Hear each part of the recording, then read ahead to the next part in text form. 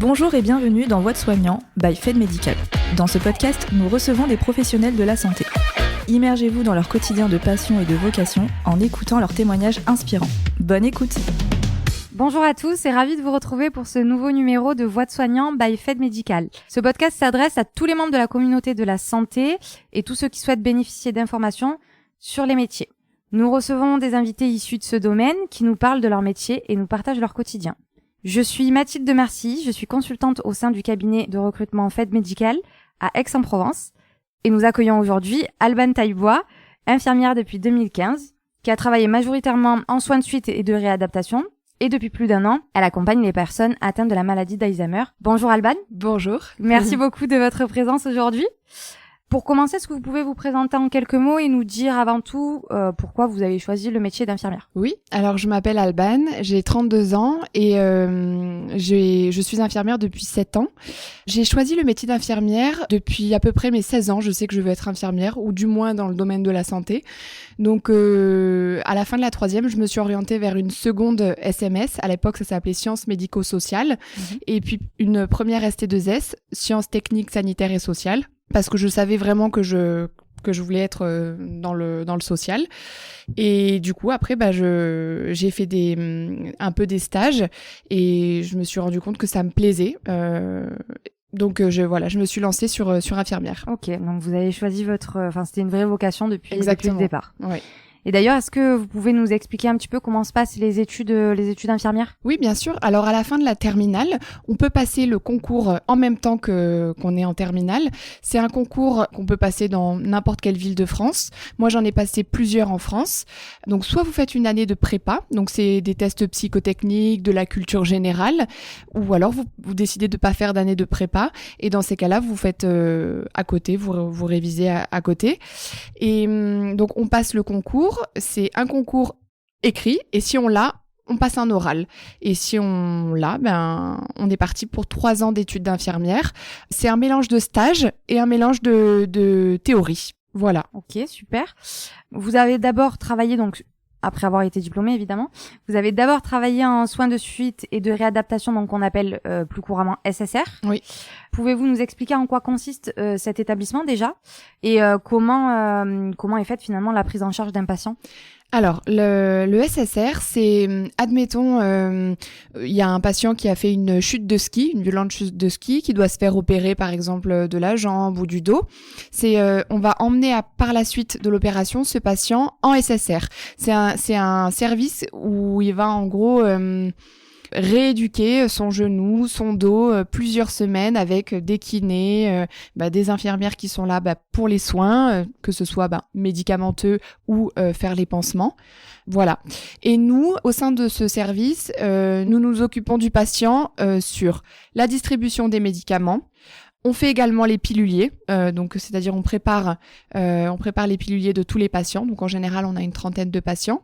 On fait aussi également le matin le pansement et on fait l'accueil des patients sur l'après-midi. Vous savez, les patients qui rentrent l'après-midi, on fait leur entrée.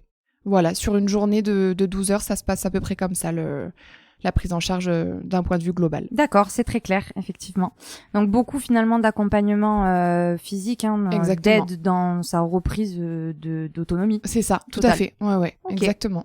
Ok, c'est très clair. Donc aujourd'hui, vous accompagnez des personnes atteintes de la maladie d'Alzheimer ? Absolument, oui, dans un accueil de jour. Voilà, parlez-nous un petit peu de votre quotidien et alors je dirais pas quel type de personne, mais à quel stade peut-être de la maladie ? Oui.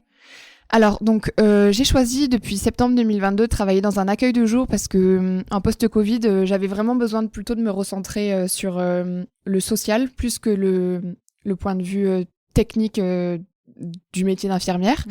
Donc l'accueil de jour me convient très bien aujourd'hui. Donc c'est des patients qui sont un peu avancés dans la maladie, mais ils vivent quand même encore à la maison. Donc c'est des patients qui sont encore un petit peu autonomes. J'en ai qui viennent par exemple à pied ou en bus à l'accueil de jour. Donc c'est des patients qui sont encore capables de s'orienter dans l'espace. D'accord. Et dans le temps. Vous les accompagnez de manière plutôt sur le plan psychologique, où il y a quand même encore des soins Alors à non, pratiquer? justement, il y a vraiment très peu de soins. Je donne juste quelques médicaments le midi. D'accord. Donc ça reste vraiment peu de soins. Mais par contre, c'est beaucoup de social. C'est-à-dire que la journée, on va énormément les accompagner sur une prise en charge un peu psychologique. Déjà d'un point de vue auprès des familles, parce que les familles ont énormément besoin d'être accompagnées, parce que c'est une maladie quand même qui est difficile aussi pour la famille. Forcément. Et on va aussi les accompagner sur du coup plein de petits exercices de mémoire. Je vous donne un exemple typique. Un mémo. Vous voyez les jeux, les mémos? Oui. Bah voilà, on fait ça avec eux pour essayer un petit peu de travailler leur mémoire. On essaye aussi de les aider à se repérer dans l'espace, dans le temps. Voilà, chaque jour c'est assez différent parce qu'il faut organiser des nouveaux jeux. Voilà, on fait un peu de culture générale aussi pour leur faire travailler un peu la culture générale. D'accord. Voilà. Vous participez également aux entretiens médicaux. Est-ce qu'il y a des entretiens avec les médecins? Oui. Oui, alors une fois par mois, on fait des entretiens avec le médecin.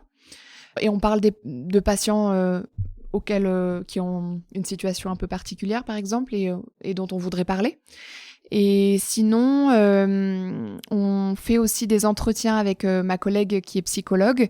On fait des entretiens avec les familles pour faire du coup rentrer d'éventuels nouveaux patients. D'accord. En sachant que la personne la plus jeune que j'ai à l'accueil de jour, elle a quand même 58 ans. Donc ça va quand même de assez jeune à assez vieux. J'ai une patiente qui a 95 ans, mais pareil, elle vit toujours chez elle et elle vient toujours en transport en commun à l'accueil de jour. D'accord, ok. Donc oui, c'est quand même assez polyvalent et complet comme accompagnement. Ouais. Et j'imagine qu'une fois que l'autonomie est perdue à un certain niveau, vous les réorientez vers d'autres établissements? Exactement. Ok. En général, on en parle à la famille avant quand même pour les préparer un petit peu.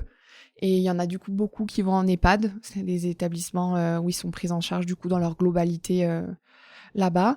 Et sinon, globalement, c'est beaucoup... ou alors ils restent à la maison avec leurs compagnons, leurs femmes, leurs sœurs, leurs frères. Mais en gros, on leur dit que nous, on n'est plus adaptés à leur stade, que l'accueil de jour ne sert plus à rien pour leur stade de maladie, quoi. Que la maladie est trop avancée. D'accord, je vois. Merci beaucoup. Quelles sont les différences finalement au niveau de la prise en charge du patient? Bon, alors entre le SSR et l'hôpital de jour pour les patients atteints d'Alzheimer? Alors, selon moi, ça n'a rien à voir parce que à l'accueil de jour, toutes les situations, tous les jours sont différentes. Chaque jour, s'il y a une situation qui se passe mal avec un patient, pour X ou Y raison, il faut réadapter, créer une nouvelle situation, un nouveau jeu ou faire quelque chose d'autre avec le patient parce que ça, il n'a pas apprécié. Voilà, il faut réadapter à chaque fois. Alors que en SSR, c'est des patients qui sont bien psychologiquement, entre guillemets. Du coup, en fait, c'est entre guillemets un peu la routine.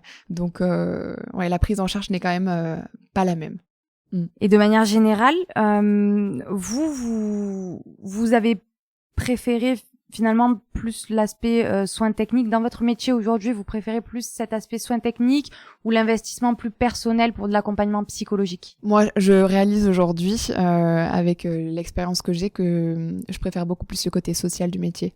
Donc là, à ce jour, ça me convient bien de travailler en accueil de jour. Ouais. D'accord. Ouais, plutôt social. Que diriez-vous aux étudiants infirmiers, aux futures générations de soignants pour leur donner envie de s'engager dans le métier? Alors, moi, je leur donnerai plusieurs côtés positifs du métier. Déjà, la première, c'est que dans le métier d'infirmière, on peut travailler dans tous les domaines possibles et imaginables. C'est-à-dire que moi, ça fait 7 ans que je suis infirmière et que j'ai toujours bougé, j'ai toujours travaillé partout, en allant de la maternité, le SSR, la maison de retraite, j'ai travaillé en laboratoire, enfin, c'est tellement vaste que c'est ça qui est génial dans le métier d'infirmière, c'est que on peut travailler vraiment partout. S'il y a quelque chose qui nous plaît pas, hop, on peut bifurquer sur autre chose. Et voilà, comme je vous disais tout à l'heure, il y a le côté social et le côté technique. Si vous préférez travailler en réanimation aux urgences pour avoir plus de côté technique, pas de souci, vous pourrez travailler là-bas.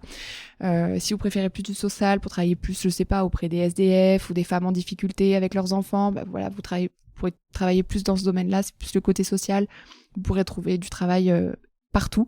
Et ouais, voilà, c'est ça aussi que j'adore dans ce métier, c'est que tu peux trouver du travail hyper facilement.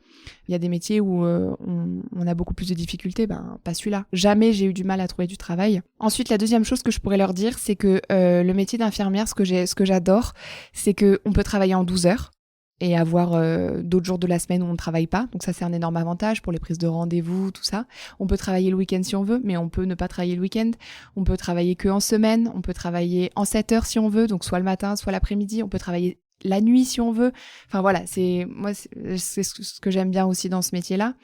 Et ce que je dirais aussi que j'aime bien, c'est que tous ces gens-là qui ont besoin de nous, moi j'ai vraiment l'impression que je suis utile. Et c'est ce que j'ai toujours aimé dans ce métier, c'est me rendre utile auprès des gens.